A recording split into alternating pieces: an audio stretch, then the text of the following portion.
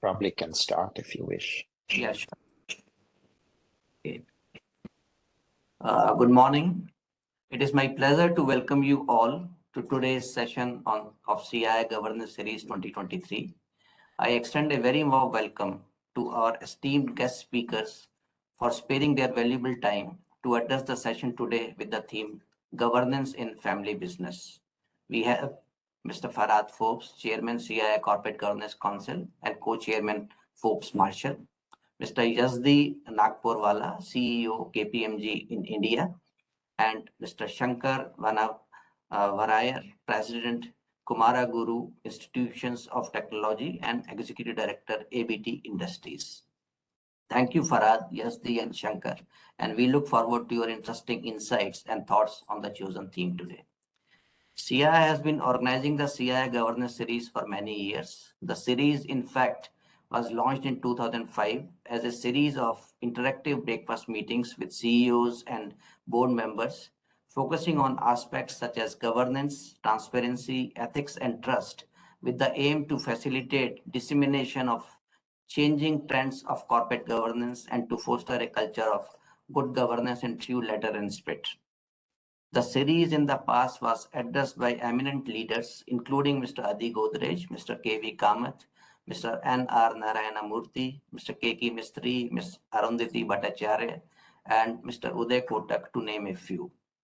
We used to have the CII Governance Series breakfast sessions in person, but since last 2 years, due to COVID, we have been doing it on a virtual platform. This year, the first session, which is today, is with Mr. Farhad Forbes, and we have planned more sessions with Mr. Chris Gopalakrishnan, Mr. Sanjeev Goenka, Mr. T.V. Narendran, and Mr. Sanjeev Puri going forward, and few of them will be in person as well. Well, the theme for today's session is corporate governance in family business.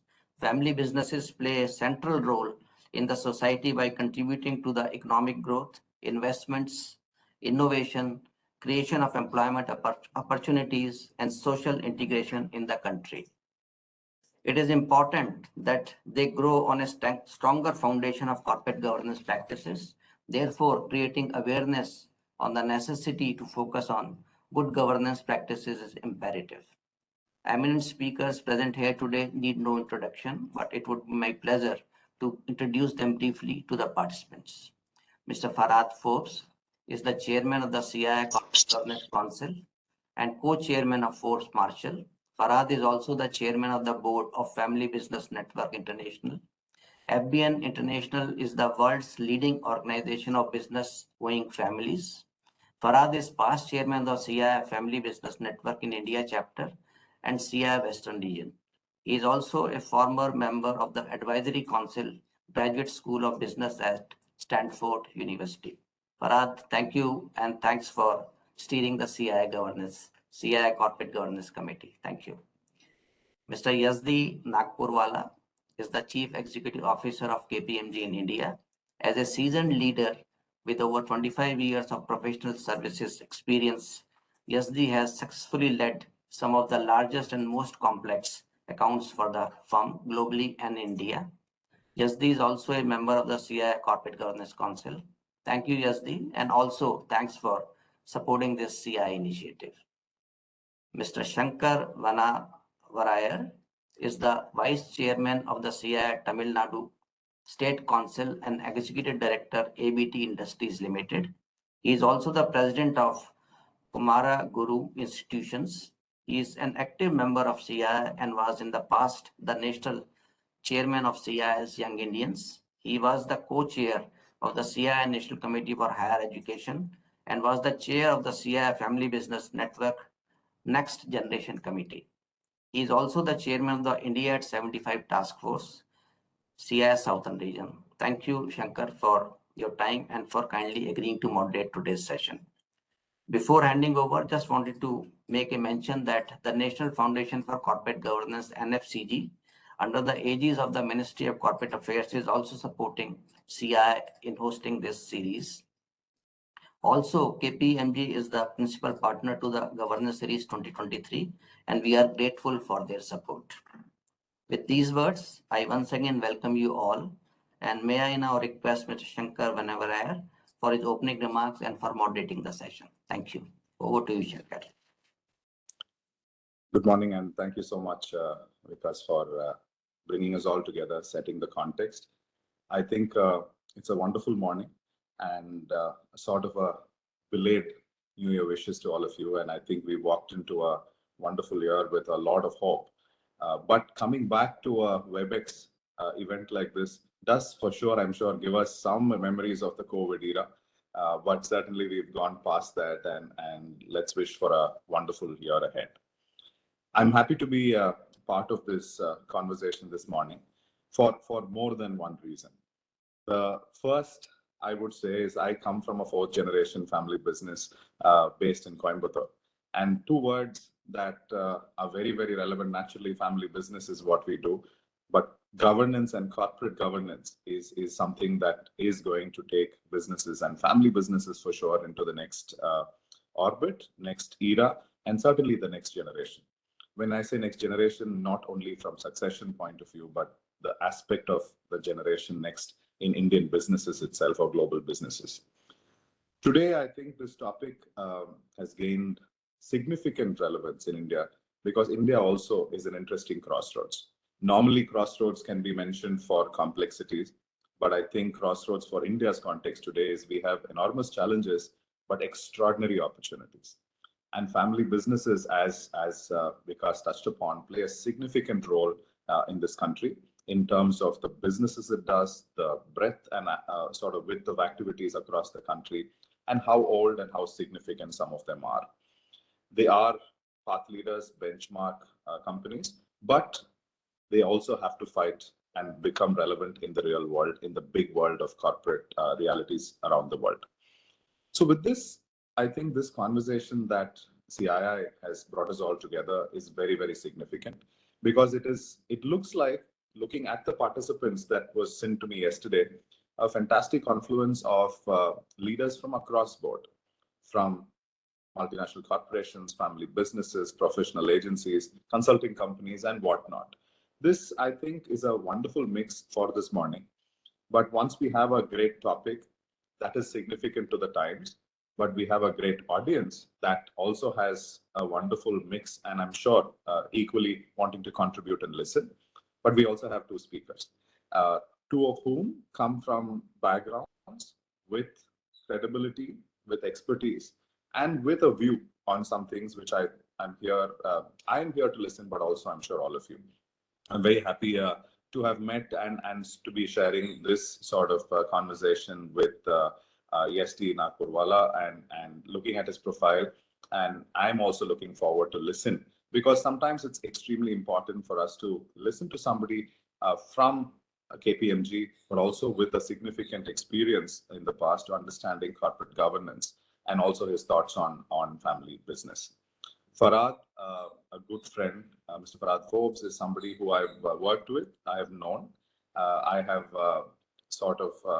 had long conversations on topics similar to this.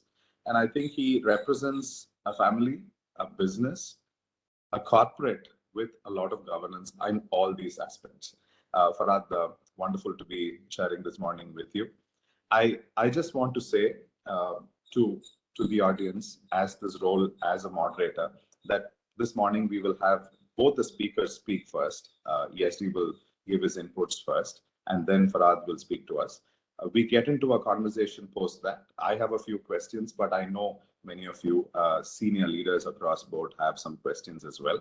So we will take questions depending on time, but we look forward to make this conversation as engaging as possible because a conversation of this caliber needs a lot of give and take from the audience and the speakers. So that is the flow of the morning, and we have about an hour.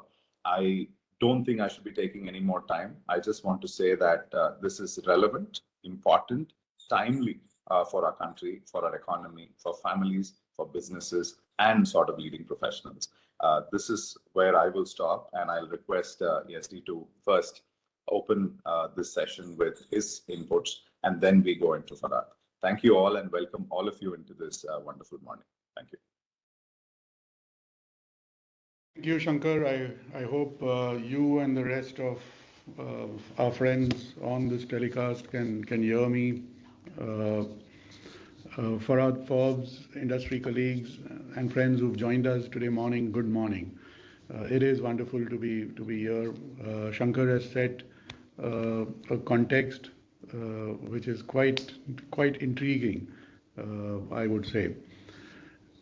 Just to reiterate a couple of things that Shankar touched upon, when we look at our economic growth across the globe, and this is not just India, we find family businesses integral to the economic growth across it. Now, whether it is global operations owned by families as such, or whether it is small shops and those kind of businesses, all of them contribute to that growth. Coming to India, the role and importance of family-owned businesses is even more crucial. And I have got some statistics here. Please don't challenge me on the statistics. In India, we have 70% of publicly traded companies and 85% of private companies, and many of them are entwined into the history of our nation. If you actually step back, you would realize that if you cut out the branches and the multinationals, what you are left as Indian corporates or institutions, all of them started as family. Everyone starts a corporate as a family business as such. Yeah. And India is also home to the third largest number of family businesses globally, and it contributes to 79% of the national GDP. And that's the significance that it has in terms of employment and prosperity. And the only other country that I can think of which is very different, it's mature in Europe, is Germany, where you've got very comparable family-run businesses and how they've progressed and turned into global operations, and we'll come to governance as such. So talking about governance in family businesses, in the Indian context, as family businesses achieve scale, governance mechanisms both at the level of the company and the family are necessary to ensure its sustained growth. In fact, if one reflects on the phenomenal success enjoyed by some of the large family-run businesses in India, the vision, the spirit, the exponential growth have often been complemented by a sound governance structure that has evolved with the changing dynamics of the business. KPMG recently in 2022 ran a survey, a KPMG Global Family Business Survey. I'm sure it's a public document on our site. As per that survey, 59% of the respondents responded with a formal board in place, and over 60% reported that their businesses performed better than their competitors in the past 3 years. So that's your 1:1 link, if you like, between having a sense of harmony, ownership within the business, helping family members and executives and communicate and manage issues and ideas simultaneously. At every juncture, a crucial examination underpins the journey of governance in terms of what is good for the business versus what is good for the family. And that's the balance that's very critical, and I'm sure we'll talk about it later on in the coming time as such. In fact, I'm going to digress a bit now. I was at the Economic Times Award a few months ago, and Adar Poonawalla received one of the awards, and in his speech, and that's a family-run business. It's not really. It's a truly creating value, global business, but family, and it's one of our iconic Indian businesses, if you like. And he mentioned in his speech that for people who've got board members and got corporate boards and things like that, I practically had a board meeting every day with my father at the dining table. So that's the kind of governance that you're looking at, even within family pieces, where you've got one member playing a certain role and another member playing a different role within the scheme of things. While it is essential for effective business processes and establishing control mechanisms, family governance processes and structures serve a different purpose. Not only do they help in support a strong communication, but they also help define who in the family as a group and what role they will play and what the family wants to achieve. And that has to be medium term. That can never be short term if it's linked into the governance pieces. Let me touch upon a few imperatives to consider family-run business, the governance piece of family-run businesses. One, best practices and structures evolve over time, but core values remain the same. So whatever you do, whatever structure you have, whatever practices you follow, your core values stay cast in stone. And it's a good starting point to any governance journey where you've got good clarity on what is important to the family and how does the enterprising family define success. What are the values that guide the family and hence the business? And businesses that have established core values and have been continued to be guided by them have thrived visibly over the decades as such. And when legacy is leveraged well, it creates continuous improvement in business processes, which also strengthens the emotional connect between family and the business. My second imperative is value preservation and enhancement. So generations taking over businesses today have a different mindset. They are inspired by different things that are more machine oriented and deeply involved and sometimes in social media. And potential next gen can bring a fresh perspective that transforms aspects of the family businesses and potentially uncover a lot of unexplored opportunities. So elements of risk taking take a different dimension. Elements of the new aspects of next gen, which include social media, etc., those take a different dimension altogether when you have a leadership succession, especially within the family itself. So you have a huge advantage as such for value preservation, but more importantly, enhancement of that value for family-run businesses. My third imperative is new priorities. Families have the potential and the resources, and they have a distinct advantage to internalize new priorities. A good example is ESG. And I know the G stands for governance in that sense, and everyone's talking about ESG. And we are talking of welfare to stakeholders as such. It's that balance which is essential for family-run businesses as they are for publicly owned businesses as well. So rather than separating out some elements like philanthropy, etc., I would bring that back and embed them into family businesses. And that is the well-structured governance mechanism that we are looking at. And the fourth, my last injunction, is any governance system must be fit for purpose.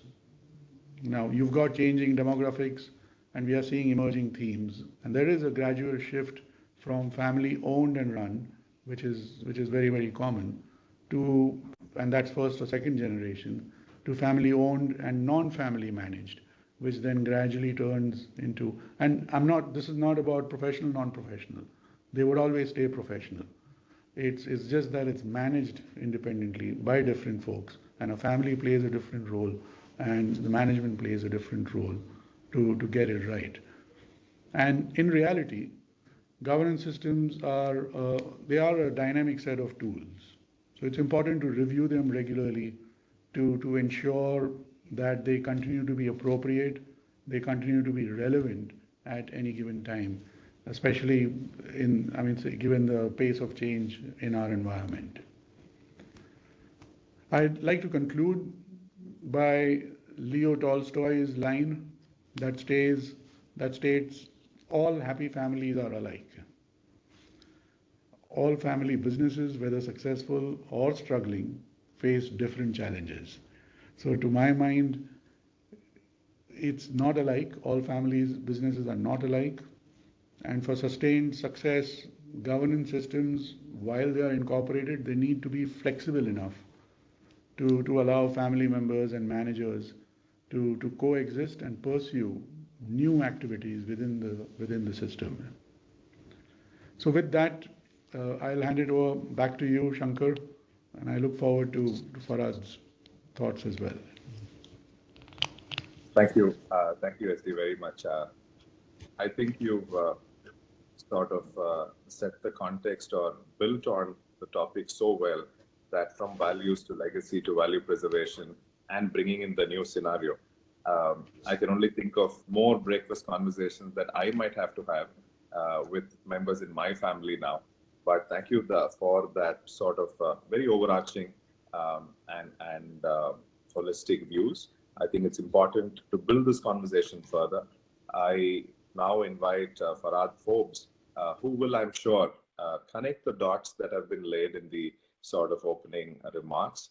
Farhad, we look forward for a wonderful conversation with you, but initially to listen to your views, thoughts, and thought leadership on this, because you have experience from your business, from the FPN network, because you don't only practice but believe in some of these things. So look forward to listening to you.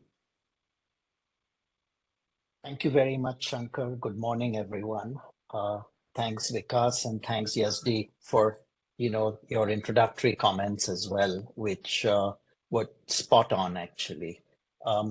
I will try and actually build a little bit around those comments, which you sort of set the scene so well with just now.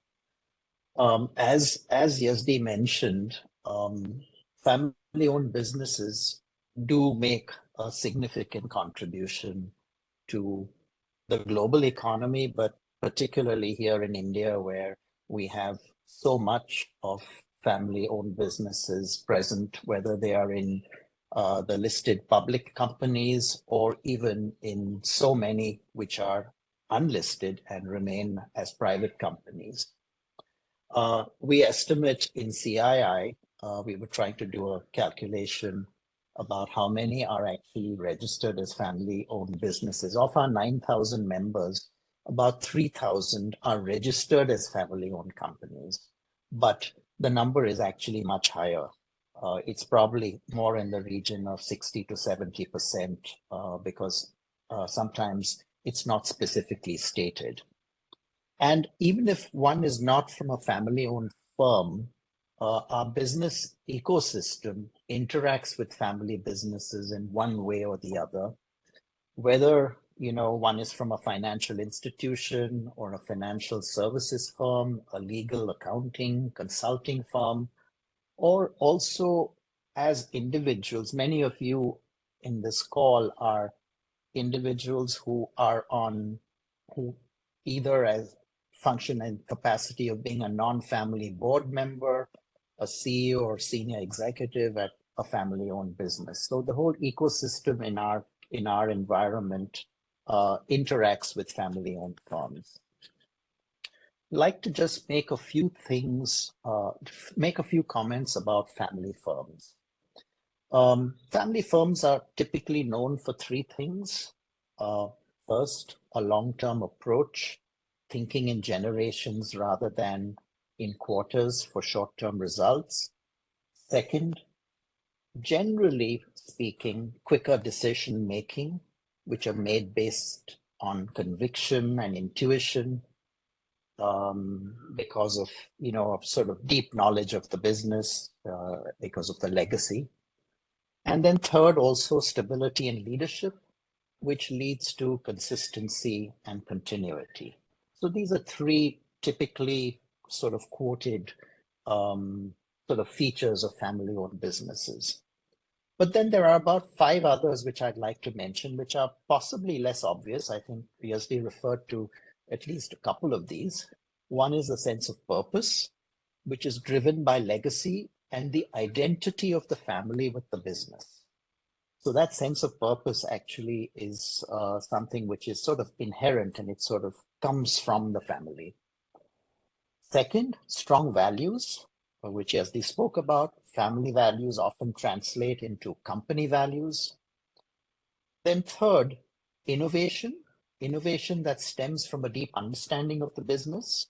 And the examples are, again, I think, Yasdi, you mentioned about Germany. The German Mittelstand companies are known to be, highly innovative. They are in niches, they function in niches, but they're highly innovative as well. And that actually leads to their long-term stability. The Italian ecosystem of family firms and design in high-end textiles and clothing, again, it's an ecosystem built around family firms, and their key distinguishing features is actually innovation.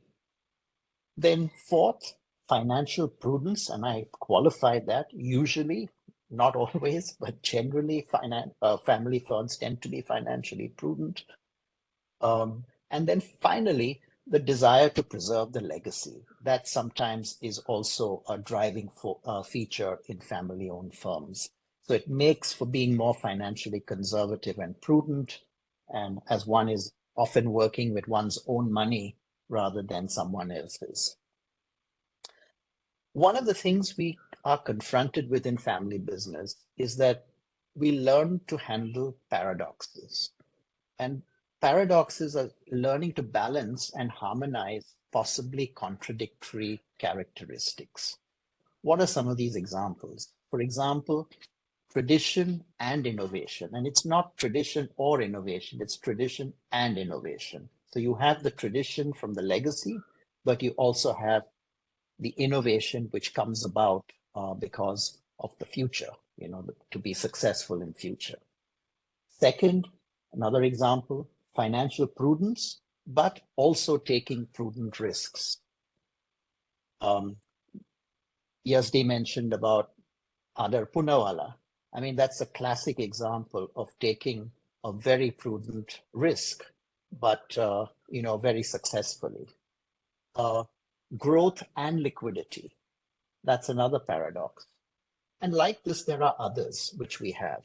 And learning to deal with these paradoxes helps us in managing the bigger paradox, which is family and business. And that's a paradox too, because the demands which one has to have a successful family and the demands one has to have a successful family business sometimes are contradictory, but we have to harmonize those. And if we harmonize those successfully, we see the advantages of the family business. So as I said, if we manage these paradoxes well, family firms can have strong advantages. And if not, then those same advantages that we spoke about can become disadvantages. And as we all see all around us, some do it more successfully than others. And a key distinguishing feature of success is education on family business governance. And that is something which we try and do in whether it's CII, in Family Business Network. It's actually providing that education to our members on good practices and good governance practices. And that comes from the exposure of the family business owners and their families to knowledge and good practices that are followed by ones who have successfully handled these issues, and also learn from those who possibly haven't. So the learning comes both ways.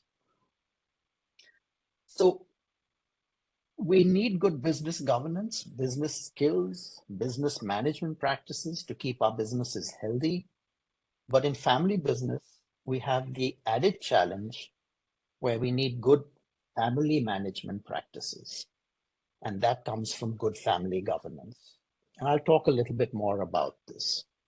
So that strong governance practice within our families in terms of how we manage the family and how we manage the relationship of the family to the business. These are two key elements of family governance. Now, as family members involved in family businesses, we spend much time managing our businesses and how to make them successful. But unfortunately, some of us spend too little on managing the family and its relationship to the business.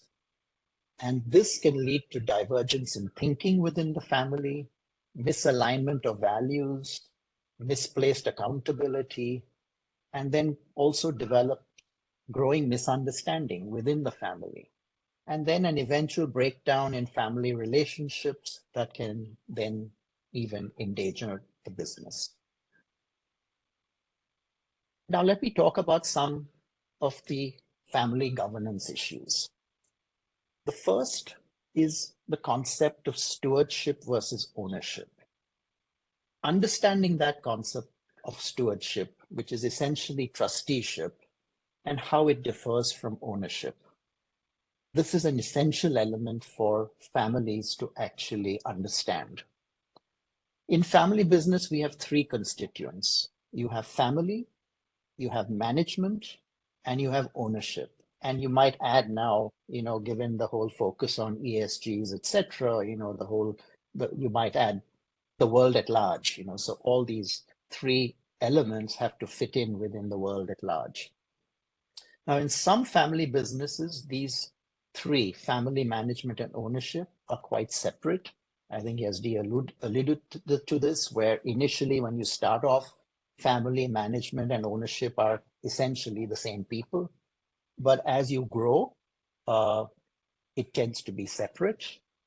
And in those that are separate, but when they do, in those where they overlap, how does one separate fulfilling the responsibility to each of the constituents properly and fairly, to keep the business sound, to be fair to each constituent, so that one can then pass on the business to the next generation in hopefully better shape than when one inherited it. So that's about stewardship and ownership. Second is family involvement in the business. And related to this is also the concept of succession and how one deals with that.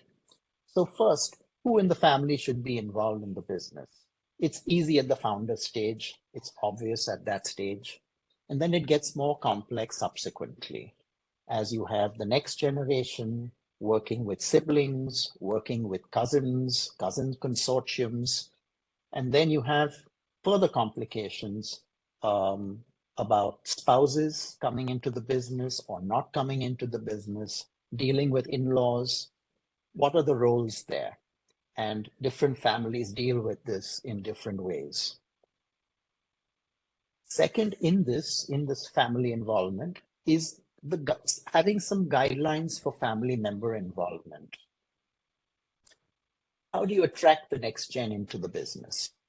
It's not to be taken for granted today, as the next gen have so many other options. It's different from what it was 20 years ago or 30 years ago, when many of us came into our family businesses. At the same time, it's important that we don't create a feeling of entitlement either. That's the balance. So it's a fine balance of attracting the next gen so that you don't push them away, but yet not to create a sense of entitlement. So that's that fine balance again. It's again a paradox, which one learns how to manage. Next is preparation. Education helps. One needs to be adequately qualified to lead. And today, many of our next gens have excellent educations, and they are indeed qualified, at least from an educational point of view. External experience or not, both work. I mean, we've seen cases where having that external experience is very good, it's very helpful, but we do have successful examples of cases where the experience is actually derived within the business as well, but under certain guidelines, under certain conditions. And more importantly, it's that alignment in values where one shares those values within the next gen, And then also having concepts of equity rather than competitiveness, so that you don't set one sibling up against another, but you provide that harmonious framework where you encourage collaboration rather than competitiveness. And then finally, the humility to understand that there's much to learn and that one needs to keep learning. And especially in family business education, it's a constant change, a constant, process of learning more, learning from others who've been through the same kind of situations that one is going through. So there are no real fixed rules, one right way or the or something which is not. It really depends on individual family circumstances and timing, and to learn from one another of how to manage it at that point in time. As far as inducting the next generation into the business, learning how to work together with the senior generation, working together with your siblings or cousins or spouses, working together with non-family executives. These are all important elements for a next generation member to be adequately inducted into the business. So if handled well, the next generation really can play a very significant role in contributing to the business, either to the legacy business or starting something new, because it's really the drive and energy of that next generation, which where they possess all the skills, the education and training for the skills of the future, and where they also have an appreciation of the legacy business, the legacy of the family, where it provides the opportunity to transform a business and to ensure its long-term success. And as far as the senior generation is concerned, they also need to know and understand when to let go. It's when the next generation is ready and not when the senior generation chooses to. One of the things that Shankar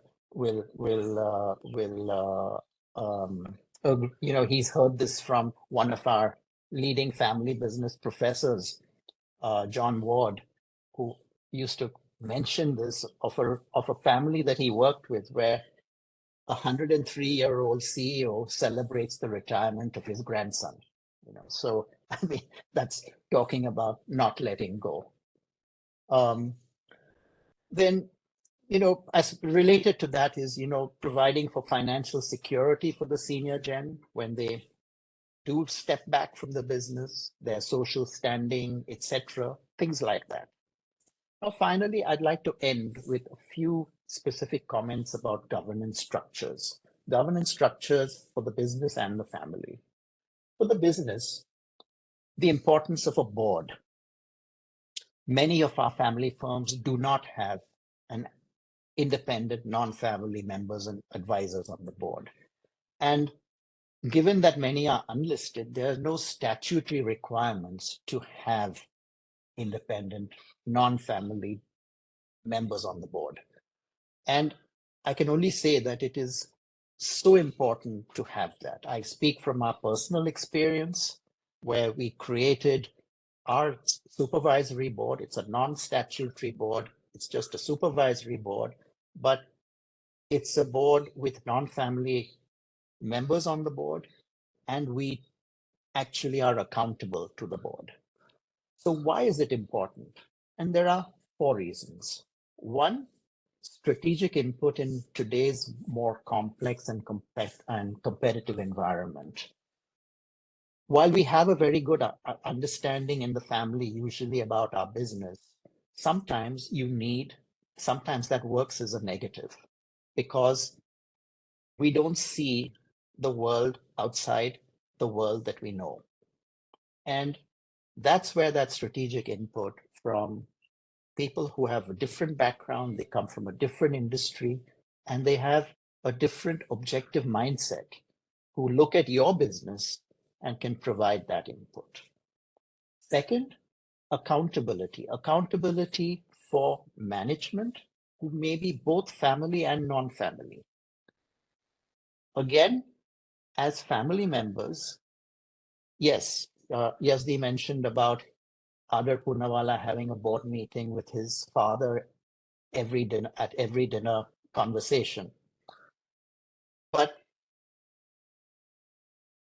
when you have somebody who you're accountable to, it's fine. But at some point, you don't have a family member, you don't have your senior gen who you're accountable to. Then who are you accountable to? You're essentially accountable to yourself. And that's where creating that board helps, because you need to have that accountability even as a family member. It also helps to create accountability for your senior management team. If your management team is only hearing from you, they hear the message from you, but it helps a great deal if they also hear the message from your board. And it creates that sense of ownership, that sense of feeling that delivery on those commitments that are made, that they will be held accountable for that.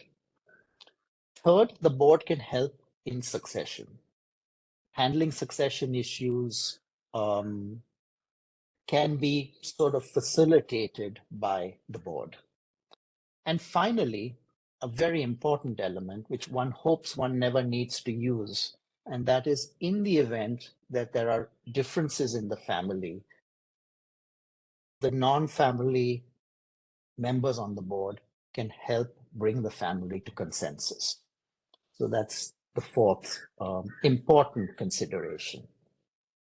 Now, moving to a few points related to family governance, that means within the family, structure within the family, is firstly inclusiveness. How do you involve the family, both those involved in management and also those who are not, in key decisions? Those key decisions could be like a dividend policy, so there is a feeling of equity for family members not working in the business. An exit policy in case a family owner wishes to sell or cash out. And besides these, there's also need to have the family involved in the overall purpose of the business, defining the overall purpose of the business, and seeing whether the business is actually true to that purpose. How does it serve its key stakeholders, including society? How does it meet its CSR objectives that today are evolving today into broader ESG objectives? Again, Yazdi, you spoke about this, and that's becoming a much more important factor for us. And within FBN, we have this association now with the United Nations, with UNCTAD, where we have many of our member companies who have sort of signed up to a pledge, which actually deals with how we as family firms deliver on some of these ESG objectives. And then finally, making the family not only aware of the business, but also the pride in the legacy and that it is worth preserving.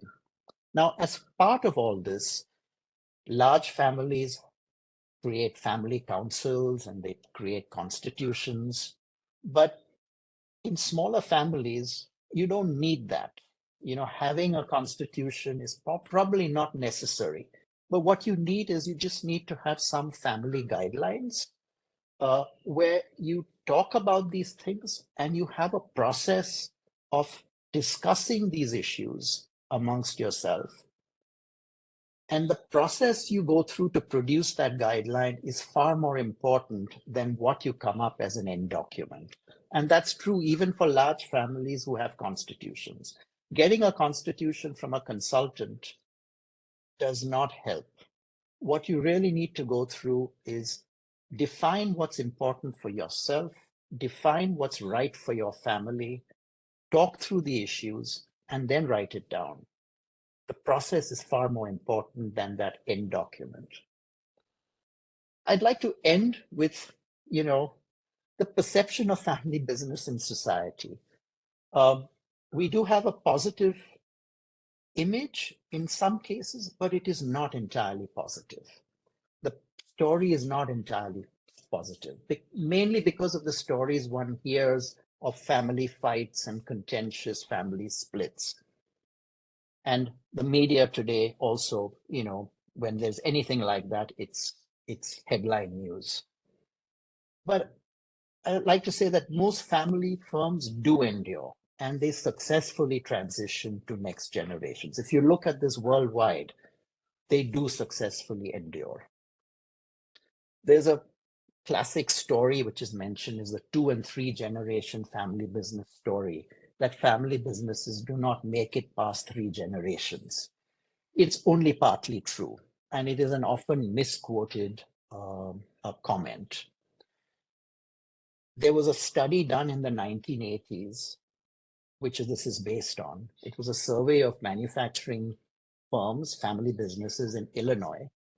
And the study found that 1/3 of firms made it through, made it through the 2nd generation. And 13% made it through the 3rd generation.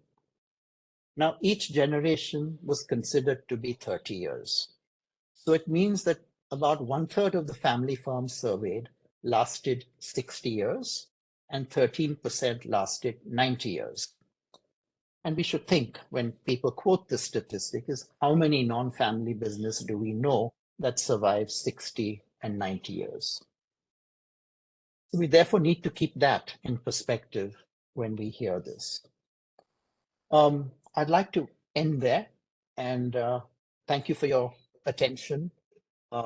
Happy to, now take some questions and have a conversation, Shankar. Thank you.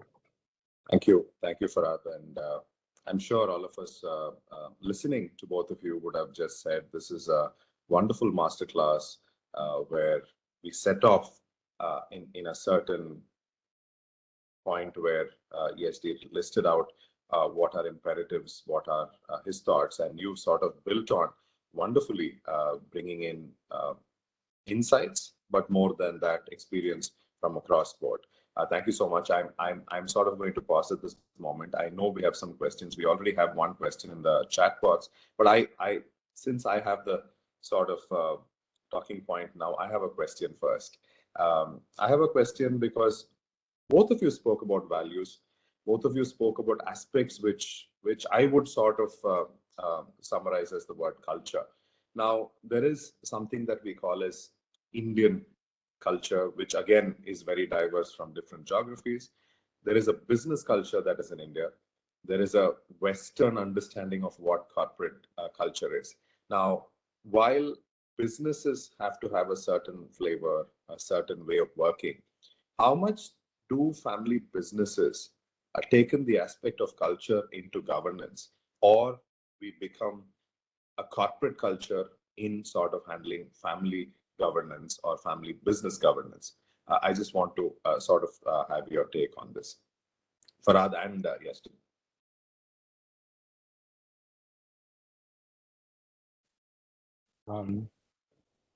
So the question being, how does culture, if I'm just understanding you right, Shankar, is how does culture influence both the business governance and the family governance? Yes, and how much of culture do you sort of allow, or how much do you sort of hedge it at? How much is that good, or how much is not good? Well, culture is, if you think about culture, it's whether in organizations or even in families, it's how we do things, right? It's how we behave. And I think that behavior is not something you can change overnight. But if that behavior actually somehow impedes the business, for example, let's take the culture you have, the behaviors that you have, that you exhibit in the family, okay, and that if it actually comes in the way of the right actions you need to take in the business, perhaps there needs to be some change, okay, but look at it in a positive sense, that maybe there are many things which you have which are good things which come from the family culture, which can be effectively leveraged in the business. And I think one needs to have that objective ability to analyze and assess that what are the things that are positive and what are the things that are actually necessary to change. And that can come through observation and observation of other families and other family businesses which have dealt with those same issues. And that openness to accept change when it is called for. So I don't know if that answers in any way, but yeah. Absolutely. Thank you. Thank you so much. Now, we have one question from Mr. Ranganathan. It's in the chat box. He's written a sort of typed question. I also urge the other attendees, we can do both ways. I can request you to unmute and in a short question directed to one of the speakers, or you can type in the chat box as well. We will take the first one. Mr. Ranganathan asks, in the context of choice of independent directors of family businesses, would typically choose persons well known to them in their social circle. How effective would such appointees be in discharging their duty? Do one of you, yes, did you want to take this? I'm sorry, I didn't hear that very well, Shankar. Could you just repeat that for me, please? Yes, yes. So this is a question about independent directors. Independent directors in family businesses. The sort of questioner asks that normally they come from a social circle known to the family, and how effective would this kind of an appointment be in discharging their duty? So frankly, you have to emphasize on the independent piece, the word independent for independent directors, in my view. And I know Farhad touched upon it while he spoke about the governance structures and the importance of a board where you have independent folks and advisors. And especially in a scenario where it's not mandated. So even if you have private companies and things like that, you can have advisors. I can give you an example of KPMG, which is a limited liability partnership. We don't need it, but we've got independent advisors as well, and a functioning board and aspects of governance which we've embraced. And the real bridge is when you go out to look for someone appropriate and you find that someone appropriate. It's very, very difficult to get exactly who you want in terms of the match of mindset and things like that. So that's how tough really it is to get independent directors as such. But your question is, they belong to a certain social club, and then you wanna choose someone who's amiable and things like that. You may not really meet all the objectives if you go down that path. Thank you. Thank you. Now, can I just add some, Shankar, on that? I think the point is extremely important because you want someone who you can trust, but you want someone who will also challenge. And that combination is very, very essential. So you don't want someone just as an independent director who's there to just check mark all your decisions. That doesn't help. That doesn't help. You really need someone who will actually, who understands the family, understands, has real, genuine feeling for the family, but at the same time will challenge as well. And as Yazdi said, it's not easy, but people are there and you will find them. Thank you for that. Thank you. Now, open the floor for questions. Yes, please go on. Yeah, thanks, Farhad and Yazdi. It was a real pleasure hearing you both. There are two things that come to my mind. One, there are families and there are families.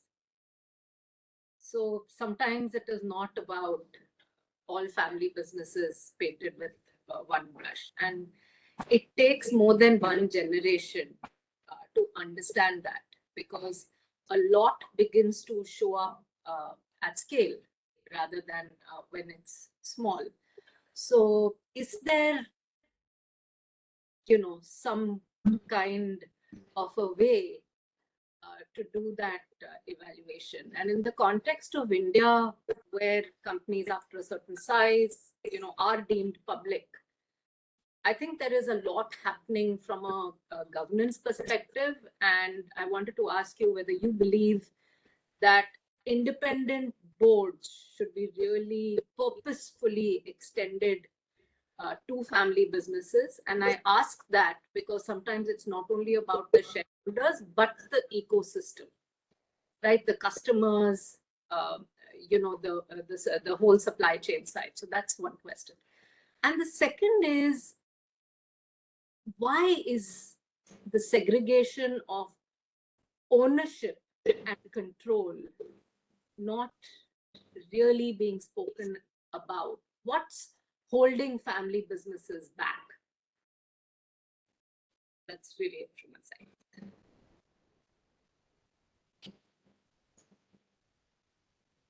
Farhad, do you want to? Yeah, so, on the issue of size and scale, I think it's not that, governance as far as independent boards, etc., board members, should only be applicable after a certain size. You can start doing this even earlier.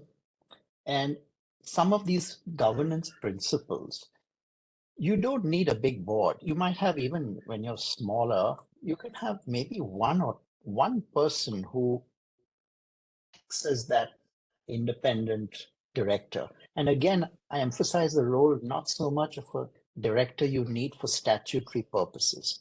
This is something which is non-statutory. In our case, in our family, we have statutory boards because you have to have them, but our supervisory board is a non-statutory board. We have members on that. They're in a non-statutory capacity. So you can actually have someone who acts as that independent voice, who challenges you, who asks the right questions. And that can start when you're relatively small. Discussing some of the issues related to how do you involve the family, having a policy on certain things, that can start when you're relatively small. And as you grow, then it becomes more structured, it becomes more formal. So I hope that answers to some extent the first question. Yeah. Can you repeat the second part? I mean, maybe Yasni can comment as well. So I don't want to. Yeah, to me, it's about, what holds family businesses back from retaining ownership, but getting professional CEOs rather than, making it more dynastic. I mean, we are seeing change, but it's very few and far between. In fact, we see change on listed companies, not otherwise. So I wanted a perspective there.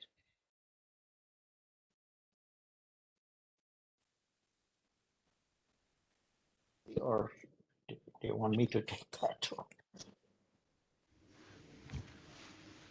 So, to my mind, that is changing. It's a mindset issue where someone owns a majority or 100%, so to speak, and is possessive about it. But I would think it also moves with maturity, and the needle moves from one generation to another. As you create value, the family and the owners realize that there's a hell of a lot of unlocking of value when you unload or you reduce your ownership as such. You get that much more attractive with that openness. When you see today, family-run businesses have the same scale as a public company, if you like. They've got similar ambitions, and consequently, they will move into that direction. So, to my mind, it's a question of time. It's a question of mindset. We'll take the next question that's come on the chat box. Ms. Mishandani, we'll just come back to you in a minute. The next question is Dr. Arunima. How do you see the role of women evolving in Indian family business when it comes to succession planning? Now, this is a very important topic. I come from a family business. My wife comes from a family business. So we understand this conversation, which is very important in India, to be honest, around the world as well. This, I'm sure, has opinions and thoughts, but Farhad, do you want to give some input? Sure. I think there's a big change. Big changes happening. I mean, there are earlier this was very true in India that women were not sort of welcomed into family business. They were sort of, the culture was that, well, the daughter marries into a family and then she goes into that family business. That's how it has been perceived in the past. But that's changing. We see that very much changing now with many of our member companies here. I've been involved with Indian family business, FBM thing here in India for several years now, and I've seen the change in these last 10, 15 years, certainly. We have Asia here on the call, and I think maybe she can answer this because she is from a family business where, as a woman member of the family, how it's changed in her family as well. But there are many like that.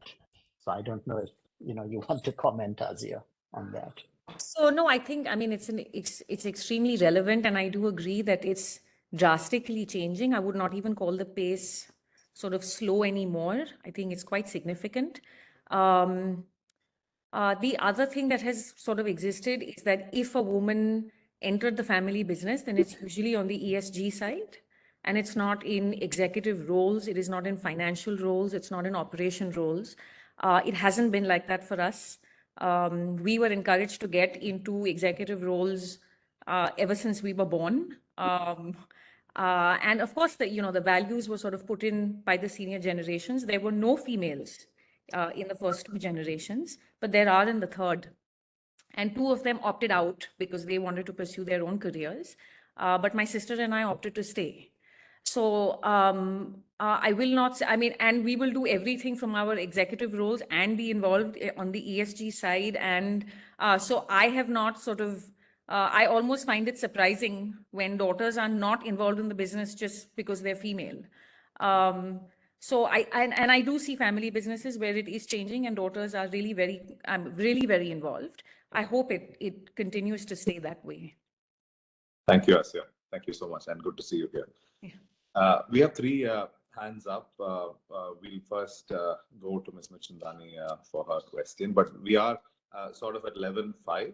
We'll try closing this in another 10 minutes max. Thank you. So this is a question to Farhad. Some tips that you could give to independent directors on how they can sort of move the family to think about professional managers being hired to lead the business. Several boards realize, especially if it's a single family member running the business and there's not enough of a pipeline of talent within the family, how can the board and especially the independent directors make that shift happen? Some tips that you could give, Farhad. I think, the main value that can be provided by the independent director is actually to sort of challenge the family a little on having the best person possible to run the management of the company, the business. And I think we should just qualify, and Yazdi mentioned this earlier, that as a family member, you can be equally professional and a non-family member can be equally unprofessional. So it's not that family is less professional than a non-family individual. But who is the most qualified for that position, I think is the question. And if there is a family member who indeed is highly qualified, has delivered as well in terms of in some capacity, whether outside the business or in a role within the business, perhaps that family member is the right person to lead the business. But that should be a collective decision between the board or the independent director on the board and the family member, whoever is the family member who's running the business today, probably the patriarch or matriarch, whoever, to have that conversation and to say that, well, listen, what does the next gen also want? Do they have the ability and do they have the passion to do so? And perhaps it may not be that they need to be CEO of the company, but can still play a significant role in this. Egon Zehnder did a very good study some time back on non-family CEOs and what makes a non-family CEO successful in a family business. And we have Sunny here, and but there's a very good study which was done by them. And they talk about this in terms of the different kinds of non-family CEO, family kind of relationships. And maybe we can send that to you, Hero. Maybe that will be of some value. Yeah. And that's something to share with people. Thank you for that. I was actually more interested in situations where either there is nobody in sight, and therefore it was more an issue of drop-dead succession planning. Well, So if I had to yeah. just add, Shankar, if I'm sorry. Yes, please. Yes, please. No, I was just adding to what Farhad said and trying to understand the question better. I would give, as an independent director in a family business, I would give a higher emphasis to aspects of legacy and aspects of medium term. So I would not look at the short term at all as such, and that would then lead to all of that what Farhad mentioned, and I don't know whether that makes sense as an independent director to you. Yeah. Thank you. We have, I think we'll try to take two more questions. I request the questions to be sort of precise because we'll take the maximum. We have Mr. Ajay, Mr. Sunny, and Ashok, three. One of you want to go? Yeah, it's Ashok Haldia. Yes, please. I have a question. The family have a differences on the family matters as well as on the business matters, covert as well as overt. Sometimes these differences continues and over the period they ballooned up to the breaking stage. Now, what should be a mechanism placed in the family businesses to resolve that as they surfaces, and also if they are not resolved, if they can't be resolved, then how to bring a finality to that? I think if some light can be thrown on that. Thank you. And I'll request Mr. Ajay or Sunny to also add in the questions so that we'll get the answers together. I can go very quickly. Sunny here. I'd actually typed it in the chat box. Farhad, as you think about governance, I think it's also important, and love your thoughts in whatever response you can give on the importance of compensation as being actually something that ends up being a destabilizer and a derailer when good governance is just about to prevail. And especially during second and third generation is when we see that happening the most, and then carries on as more and more family members come in. So it was more about recognizing the importance of addressing compensation and looking at it as part of governance. Thank you. Thank you. Mr. Ajay? Yeah, hi. Again, this is more in the nature of a comment than a question, but there is a question embedded in it. I've seen it from multiple perspectives. I think using family companies, one needs to distinguish between listed promoter-driven family companies and wholly owned or non-listed private family. I think there are two different dynamics at play there.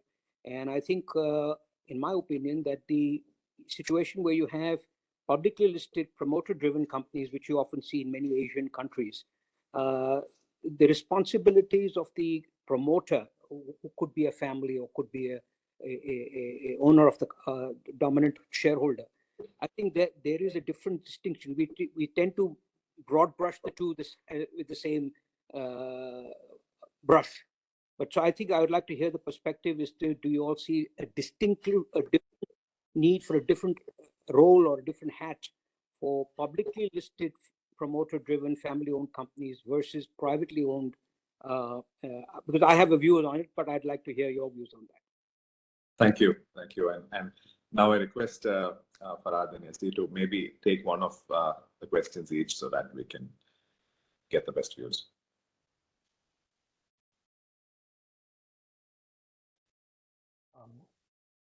Should I go first? Yes, please, Farhad.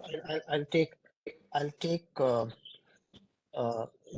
two questions. One is, the point from I think Mr. Haldia about, when things have really broken down to a point where, it's very difficult to actually resolve things. I think the most important thing, it's very difficult really when things have got to a stage where, whether it's family relationships, and those family relationships have really affected the business as well, to resolve things. And then, you have all the other sort of legal processes and mediations and things like that. But the point really is that can you avoid that? And by intervening much earlier in the process, by having these conversations, these governance principles, discussed much earlier before you get to that stage. So I think that's the most important thing, really. Then on the second point about, the point about publicly listed promoter-driven companies versus privately held companies, and that these are actually very different and different guidelines should prevail. I think on the governance aspect, I don't think there should be different guidelines, because if you use governance from an angle of check the box governance, then yes, from a statutory point of view, there are different restrictions and necessities. But even in a privately held firm, you have multiple shareholders sometimes, and you have different family members who are shareholders, some involved in management, some who are not. And the same responsibilities exist in terms of how you should consider minority shareholders or family which is not involved in their owners, but they're not involved in management. So similar responsibilities exist.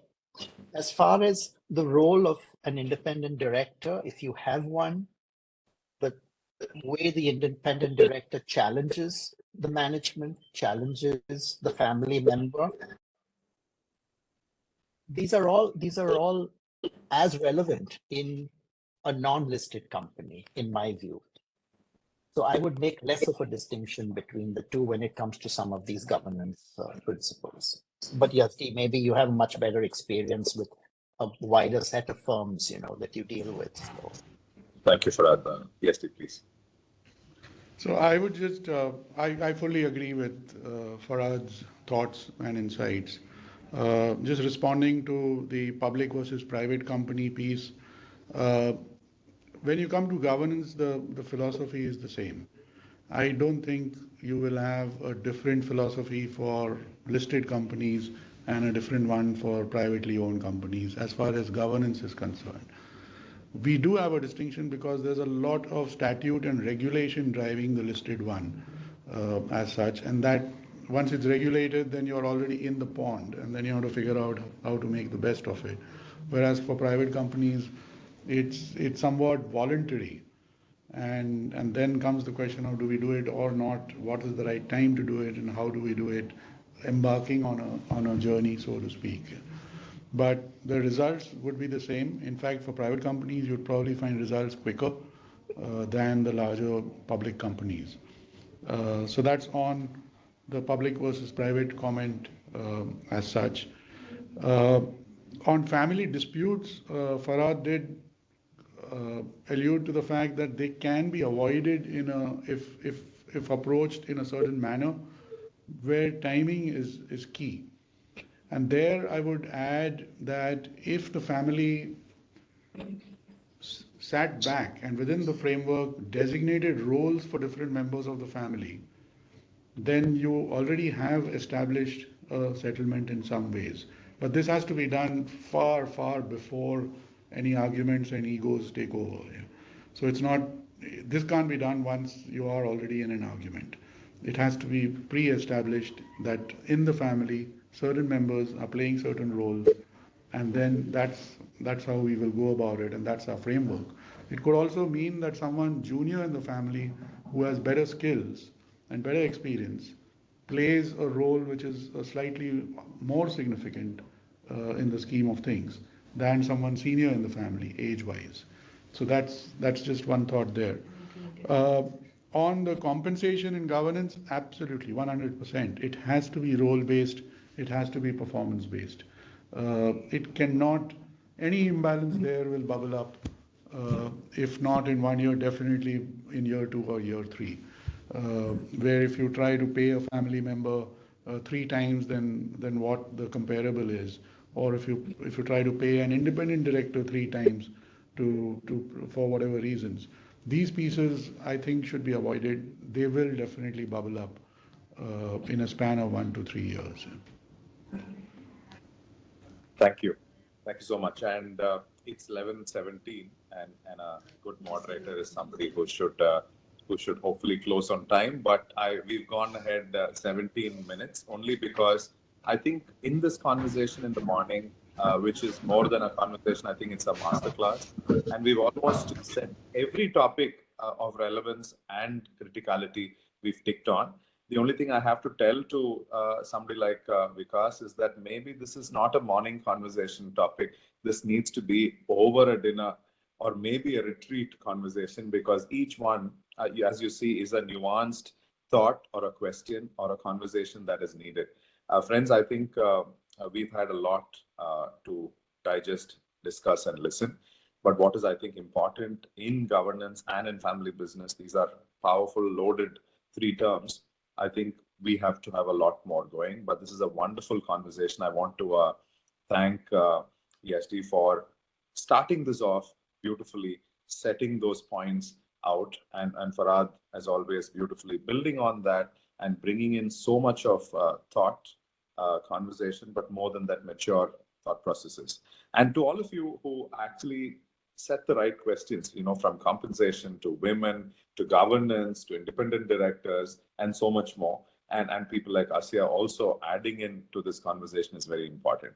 And for me, when I got this invitation, I was only glad to say yes, because looking at the people involved, there's hardly any work that one has to do, because as a participant and as a moderator participant, you have to listen, and I'm only going back with a lot of learning.